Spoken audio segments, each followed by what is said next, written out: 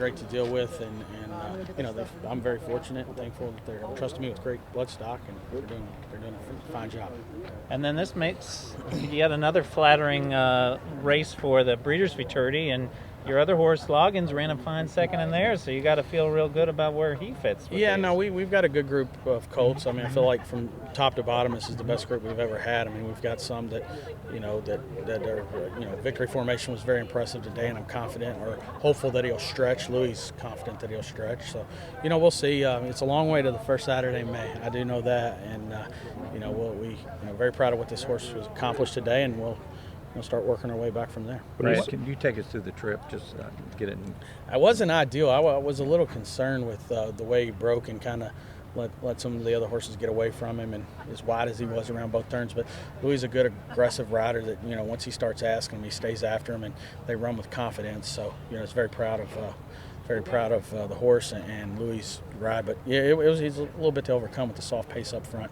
And when you saw 50 come up, I mean, did you think this is going to be? Yeah, it's going to be hard to close into. Absolutely, yeah. I was very concerned that he might level off or flatten out as wide as he was and as soft as his pace was up front. But once again, I think the pedigree pulled through. He's bred to go a mile and a quarter, maybe longer, and he kept coming. How did he move forward after that fourth place finish in the Breeders' Futurity?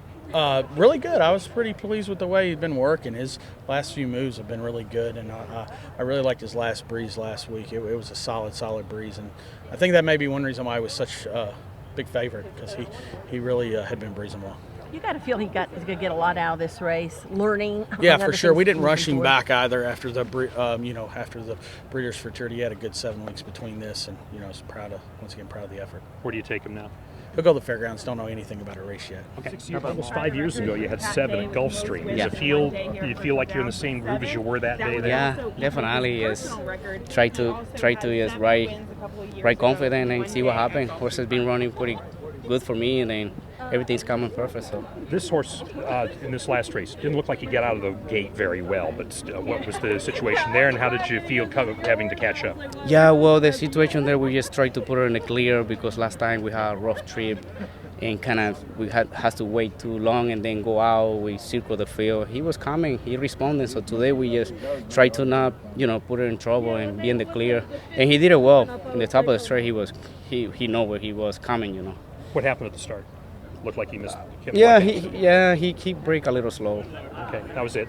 It was okay. Okay, and how does this compare in terms of as how good a 2-year-old is this in terms of what you've written before as 2-year-olds? Yeah, he's a pretty good horse. I feel like he's gonna improve a lot. He had more to learn because when he came to the straight, he kind of looked around.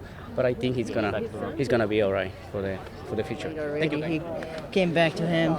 He didn't want to win, but I just got nowhere to go, so I just had to wait for something to open. And when he did, he came back to him, but it was too late. So. And slow pace. Yeah, they were going slow. He broke good, and I saw them sending, so I just sit behind them, something open. If something opened a little earlier, he should have won the race.